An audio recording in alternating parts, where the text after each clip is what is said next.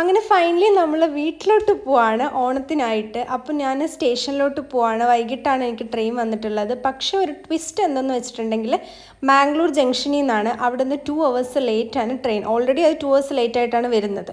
അപ്പം ഞാൻ ആകെപ്പാടെ നമുക്കിങ്ങനെ ഭയങ്കര ത്രില്ലായിട്ട് പോവാണ്, നമുക്ക് പോകാനത്. പിന്നെ ഫൺ പോസ്റ്റ് എന്ന് പറഞ്ഞാൽ പോസ്റ്റ് ഞാൻ എന്തായാലും കുറച്ച് നേരത്തെ പോയി. കാര്യം ഞാൻ ആദ്യമായിട്ടാണ് ജംഗ്ഷനിൽ നിന്ന് കയറുന്നത്. ഞാൻ ഇതുവരെ കയറിയിട്ടുള്ള മാംഗ്ലൂർ സെൻട്രലാണ്. ഇവിടെ അധികം അങ്ങനെ സെൻട്രലിലെ പോലെ തിരക്കൊന്നും ഉണ്ടായിരുന്നില്ല, എന്നാലും കുഴപ്പമില്ല.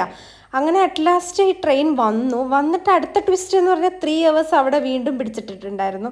നല്ല സമയമായതുകൊണ്ട് നല്ല സുഖമായിരുന്നു കേട്ടോ. അത് കഴിഞ്ഞ് എങ്ങനെയെങ്കിലുമൊക്കെ കഴിഞ്ഞ് ഇത് നാട്ടിലെത്തി. അതായത് ഇതിപ്പോൾ കൊല്ലത്ത് എത്തിയിട്ടുണ്ട്. അപ്പോൾ ഞാൻ എണീറ്റിട്ടുണ്ടായിരുന്നു. എനിക്കാണെങ്കിൽ ഉറക്കം ഒട്ടും ശരിയായിട്ടില്ല. പിന്നെ ഫുള്ള് നമുക്ക് ട്രെയിനിൽ കിടന്ന് അധികം ഉറങ്ങാൻ പറ്റില്ല, നല്ല ഒച്ചപ്പാടൊക്കെ ആയിരിക്കുമല്ലോ. പിന്നെ ഞാൻ നോക്കുമ്പോൾ നമ്മുടെ കൊല്ലത്തെത്തിയപ്പോൾ ഞങ്ങൾ പഠിച്ച കോളേജ് ഇവിടെ ആട്ടോ. അപ്പോൾ എനിക്കിങ്ങനെ മെമ്മറീസൊക്കെ വന്നു. പിന്നെ ഏതോ ഒരു സ്ഥലത്തെത്തിയപ്പോൾ വീണ്ടും ഇത് പിടിച്ചിട്ടു. എനിക്കറിയില്ല അവർക്ക് എന്താ പ്രശ്നം, ഇത്രയും ലേറ്റ് ആവും. ഓൾറെഡി ടോട്ടൽ 5 hours ആണ്. അങ്ങനെ ആറ്റുനോറ്റ് കാത്തിരുന്ന് നമ്മൾ ട്രിവാൻഡ്രം സെൻട്രൽ എത്തിയിരിക്കുകയാണ്.